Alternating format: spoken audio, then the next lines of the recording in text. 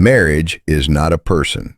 It is a structure. What parents must see before choosing a son-in-law or daughter-in-law. Ladies and gentlemen, one of the most common and most costly mistakes parents make when evaluating a future son-in-law or daughter-in-law is deceptively simple. They judge a person by what is immediately visible. Is he polite? Is she emotionally gentle? Does he have a stable job? Does she speak respectfully? These criteria feel reasonable. They feel responsible. They feel safe. But philosophically and tragically, they miss the point. Because marriage is not the act of welcoming a person into your family. Marriage is the act of importing an entire life structure into your home. You are not marrying manners. You are not marrying intentions. You are marrying a system one that has been silently rehearsed for decades. Marriage as a structural inheritance. In Korean culture, there is an old proverb that captures this danger with brutal clarity. If you ferment soybean paste badly, you regret it for a year. If you choose the wrong marriage, you regret it for a lifetime. Soybean paste can be remade. Marriage cannot. A single marital choice recalibrates the rhythm of daily life for decades, sometimes for generations. This is why, across civilizations, marriage was never treated as a purely emotional affair. It was seen as a moral, structural, and philosophical decision. When parents evaluate a future spouse, the task is not to assess likability. It is to exercise discernment. Confucius and the illusion of good character. Confucius warned against precisely the error modern families continue to make. He said, listen to what a person says, but observe what they do. In the Analects, this principle, Ting Qi Yan Guan Qi Sheng, is not about hypocrisy. It is about responsibility under pressure. Confucius did not tell us to judge people when they are comfortable. He told us to watch them when they stand before obligation. So the relevant questions are never. Is he kind? Is she gentle? Does he seem agreeable? The real questions are, when someone in the family was exhausted, what did he do? When responsibility became heavy, did she redistribute the burden, or did she wait for someone else to absorb it? When no one was watching, did the structure change, or did it quietly persist? Character is not revealed in conversation. It is revealed in burden distribution. Mencius. Morality lives in roles, not feelings. Mencius was even more explicit. He argued that the moral quality of a household does not reside in affection or good intentions. It resides in how roles are divided and sustained. The way a household is governed, Mencius taught, is not determined by words, but by how responsibilities are allocated. In other words, family ethics do not live in emotions. They live in structure. And once a structure hardens, people begin to mistake it for normality. This is the most dangerous illusion of all. Plato's household as a miniature state. Plato, writing from an entirely different civilization, arrived at the same conclusion. He described the household as a small republic, a microcosm of the state. Justice, he argued, arises when each person voluntarily carries their proper share. Injustice begins when someone's burden silently increases, while others remain unaware or indifferent. When responsibility accumulates invisibly, injustice does not announce itself. It settles in. The question that reveals everything. This is why, when evaluating a future spouse, there is one question that matters more than all others. In your family, who usually carried the heaviest responsibilities? This single question exposes more than personality tests ever could, because the answer reveals how responsibility was modeled, how imbalance was normalized, and how injustice was explained or ignored. The answer to this question often predicts the next 30 years of marriage with unsettling accuracy. The first, pattern responsibility avoidance. When the answer is, my mother did almost everything, or my father carried nearly all the burden. The child raised in this environment learns something dangerous. Though no one ever says it aloud, someone else will carry it. These children do not grow up cruel. They grow up structurally blind. They postpone responsibility. They struggle with role negotiation. They fail to recognize their partner's overload. Why? Because what they repeatedly witnessed was this: one person perpetually exhausted, another perpetually fine, and a structure that was never questioned. The unconscious conclusion becomes, responsibility is not shareable. And in marriage, this lesson reproduces itself almost perfectly. The second pattern, role fixation and naturalized inequality. Sometimes the answer comes with an added explanation. Well, that's just how mothers are. Fathers are busy. That's normal. This is not merely responsibility concentration. This is responsibility naturalization. In such households, roles are not negotiated. They are treated as facts of nature. Mencius warned that this was the most dangerous moral condition of all. When righteousness disappears, disorder disguises itself as custom.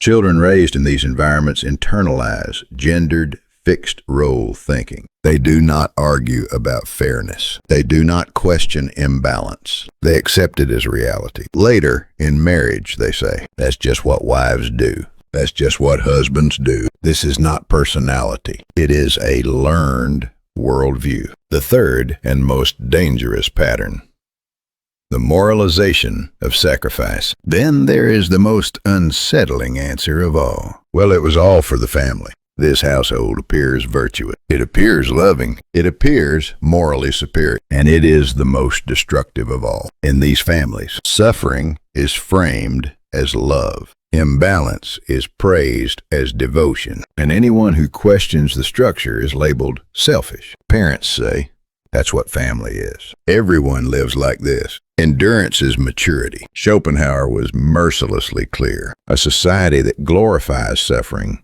loses the ability to end it. Children raised here develop guilt-based relationships. They feel selfish for having needs. They feel guilty for resting. They remain in harmful relationships far too long. They define love as enduring pain quietly. But this is not love. It is moralized suffering. The Tibetan Book of the Dead offers a haunting observation. Habits that are not understood are reborn. What appears virtuous in one generation returns as bondage in the next. Why good families cause the deepest wounds. The most deceptive families are not violent. They do not shout. They do not collapse. They endure. And in doing so, they freeze injustice into permanence. Mencius warned, injustice committed in the name of virtue lasts the longest. In households where sacrifice is moralized, structural reform becomes morally forbidden. The moment a child questions the burden,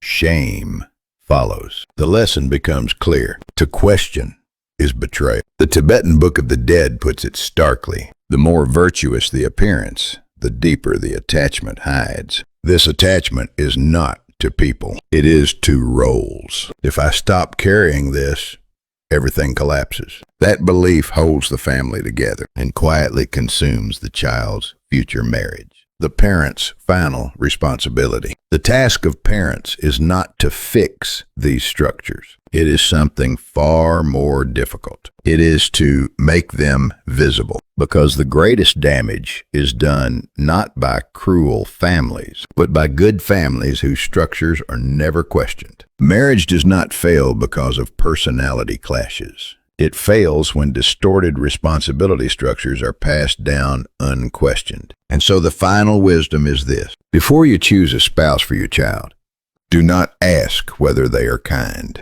Ask what kind of structure they learned to call normal, because people can change. Structures repeat when sacrifice becomes a moral trap. How good families teach children to destroy themselves in the name of love. Ladies and gentlemen, at the end of our last discussion, we arrived at a difficult but unavoidable conclusion. Marriage does not collapse because people lack love. It collapses because invisible structures are inherited without being questioned. And among all inherited structures, there is one that appears the most virtuous, yet produces the deepest, most persistent damage. It is the structure summarized by a single sentence. Many parents speak without hesitation. Still, everything was for the family. At first glance, this sounds noble. It sounds mature. It sounds loving. But philosophically and psychologically, this sentence is a warning sign. Because when sacrifice is moralized, responsibility stops being examined and suffering stops being negotiable. The core distortion guilt as a permanent emotional baseline. Let us ask again the central diagnostic question.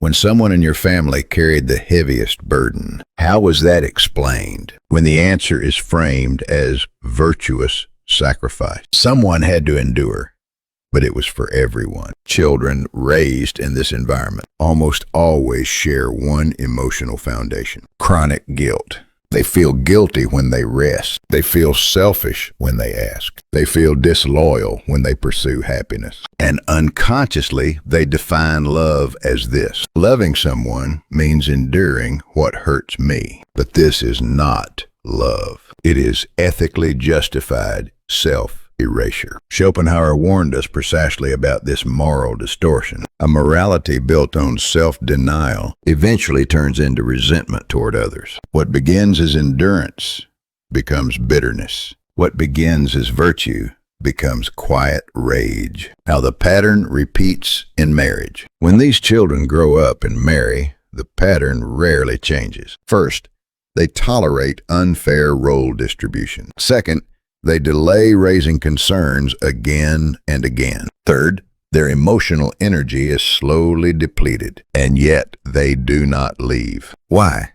Because at the moment separation becomes possible, one sentence rises instinctively in their mind: am I being selfish? The Tibetan Book of the Dead captures this tragic loop with precision. Chains mistaken for goodness are the hardest to break. These individuals are not weak. They are morally trapped. Why parents fail at the crucial conversation. At this point, the most important question emerges. How should parents communicate this truth to their children? This is where most parents fail, not out of malice, but out of fear. Because any critique of sacrificial structures feels to them like a condemnation of their own lives. So they respond defensively. Are you saying we lived wrongly? You don't understand sacrifice. That's such a selfish way to think. And at that moment, dialogue collapses. Statements like these only deepen resistance. Don't live like us. That family is unhealthy. That marriage will destroy you. Why?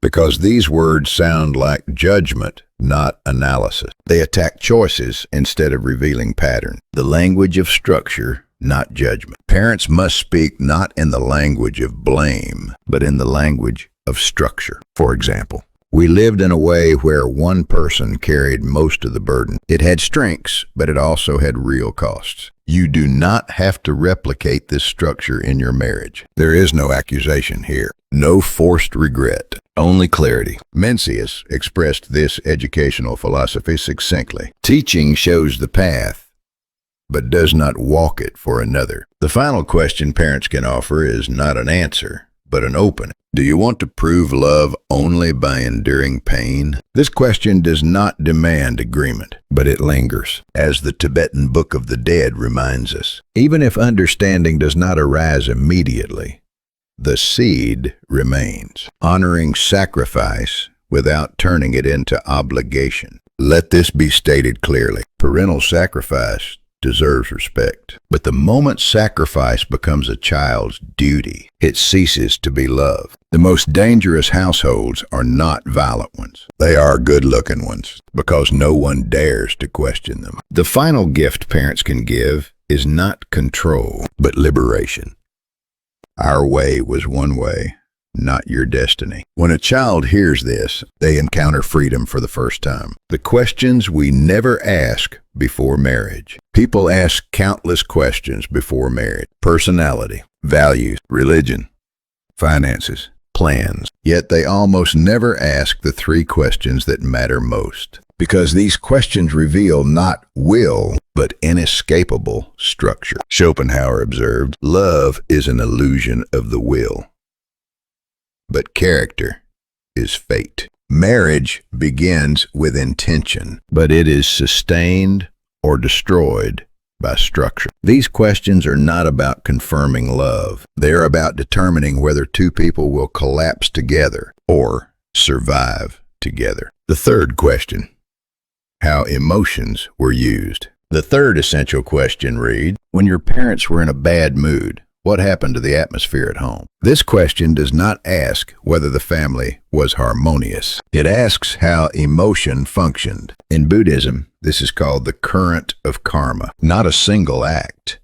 but a repeated emotional direction. We look for three indicators. Was the household governed by emotional vigilance? Was emotion used as a tool of control? Could discomfort be spoken without punishment? Whether parental emotion functioned as a storm, the weather, or a forbidden topic makes a decisive difference in adult relationships. Households of emotional vigilance. If the answer is everyone became cautious, we watched their expression. The house went quiet. Then emotion functioned like air pressure. Even without anger, the family adjusted itself. Children learn that emotion is not something to express, but something to detect, manage, and avoid. These children grow into adults with high empathy, but low emotional self-recognition. They avoid conflict. They say, "I'm fine," habitually, outwardly gentle, inwardly congested. In marriage, they read their partner's emotions first and erase their own. Over time, unexpressed emotion turns into distance or sudden eruptions. They say, "We never really fought. We just drifted apart." The problem was not lack of conflict. It was conflict swallowed too early. Emotion as control.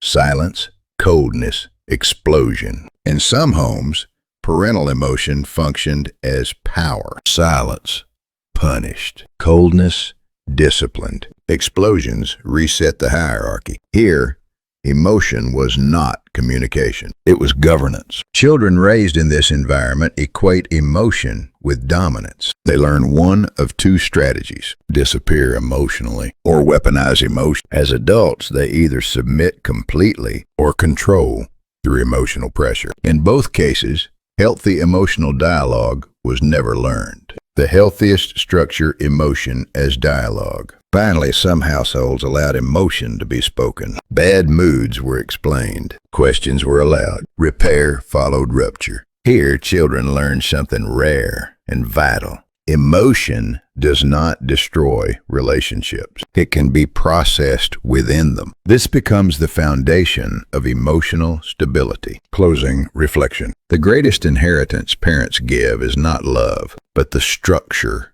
of love.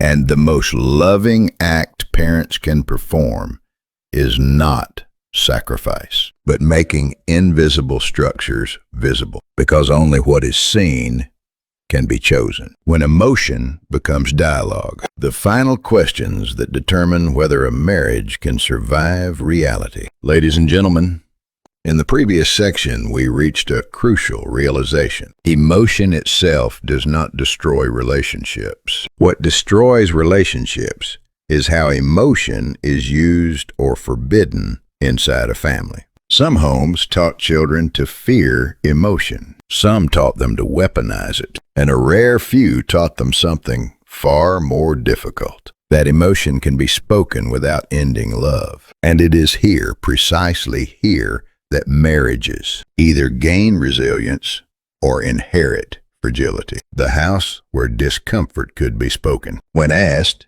when your parents were in a bad mood, what happened at home? And the answer is, we could talk about it. Children raised in this environment tend to develop three stable capacities. They can translate feelings into language. They do not experience others' emotions as existential threats. They understand conflict as a process, not a catastrophe. These individuals do not suppress emotion, but they are not governed by it either. In marriage, this produces a decisive difference. They do not avoid conflict. They raise discomfort early. They separate emotion from accusation. And they speak with one clear objective: restoration of the relationship. For them, marriage is not an institution designed to silence emotion. It is an alliance for managing emotion together. Weather, storms, or silence. Whether a parent's emotional state functioned like predictable weather, a destructive storm, or an unmentionable taboo determines how a child will later experience intimacy. Asking this question before marriage is not about personality. It is about how someone learned emotion itself. And that learning endures far longer than romantic feeling. This is why this question must remain until the very end. The fourth question: psychological distance from parents. The fourth essential question is this: when you disagreed with your parents, how did you express it? This question reveals whether someone has become a psychologically independent adult, or whether they are still trapped in the role of a child.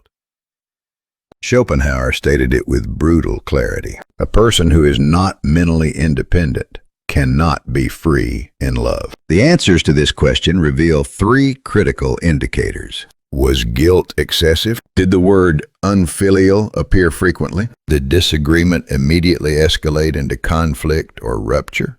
Each of these predicts whether, after marriage, a spouse will find themselves competing not with another adult, but with unresolved parental authority. Disagreement is not a communication problem. When you disagreed with your parents, how did you express it? Is not a question about communication skills. It is a question about emotional differentiation. Disagreement exists in every family. The issue is not whether it occurred, but how it was processed and from what psychological position. Unresolved dependency on parents does not disappear after marriage. It relocates. Type 1, excessive guilt. If the answer sounds like, I said something, but I always felt terrible. I couldn't push my opinion. It felt wrong. Then disagreement has been processed as a moral violation, not a legitimate boundary. The child learned an invisible equation. My opinion equals hurting my parents. Over time,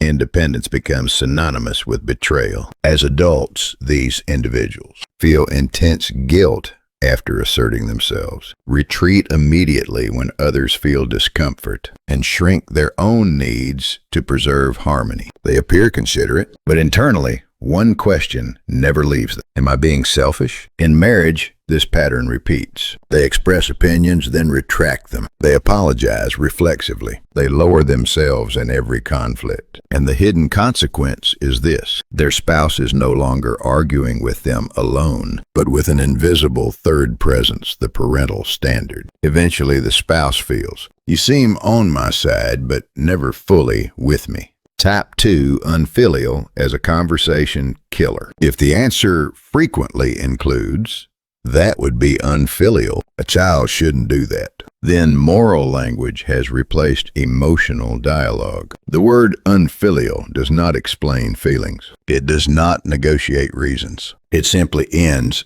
discussion. This cannot be done. In such families, children do not learn how to balance difference. They learn only this: parents are beyond negotiation. As adults, these individuals possess moral vocabulary, but lack emotional language. They think in roles, not needs. No matter their age, they revert to the child position around their parents. In marriage, this creates a fatal imbalance. The spouse realizes, we are negotiable. Parents are absolute. At that point, marriage ceases to be a union of two adults and becomes a structure between one person and an entire lineage. Type 3 conflict as rupture. If disagreement led to major fights, silence, or emotional severance, then the family lacked psychological buffering. Difference was perceived as threat. The child learned, if I speak, I lose the relationship. This produces two extreme adaptations: total compliance, sacrificing one's voice to preserve peace, or total confrontation fighting, as if the relationship itself is at stake. Both lack healthy differentiation. In marriage, this appears as emotional escalation over small disagreements, or avoidance of essential issues. The spouse eventually realizes, this isn't discussion. Every disagreement feels like a referendum on the relationship. The core test of independence. The heart of the fourth question is simple. Could you be different and still remain connected? Those who swallowed difference as guilt, sealed it with morality, or exploded over it, have likely not completed psychological separation from their parents. And incomplete separation always reappears inside marriage. This question is not about personality. It is about structural safety. A person who never secured their own place with their parents cannot fully make space for a spouse. The fifth question, crisis response. The fifth and final question reads, when your family faced a major crisis, who held the center? The Tibetan Book of the Dead reminds us, what emerges in fear reveals the true form. In crisis, we observe who faced reality, who collapsed into emotion, who avoided responsibility. This is not history. It is prophecy. Economic collapse, illness, child-rearing crises. These patterns repeat. Questions you should never ask directly. A final warning. Never ask, what are your parents like? Are your in-laws controlling? These questions invite defense and performance. Lao Tzu warned. Aggressive questions conceal truth. Structures reveal themselves only through patterns, not accusations. The Tibetan Book of the Dead concludes, only one who is not pulled by familiarity can see a new path. Marriage feels like a choice of love, but in reality, it is a meeting of familiar forms of suffering. The parent's role is not judgment. It is perception. Do not evaluate people. Read the structures that shape them. That, and only that, is the quietest and deepest form of parental love.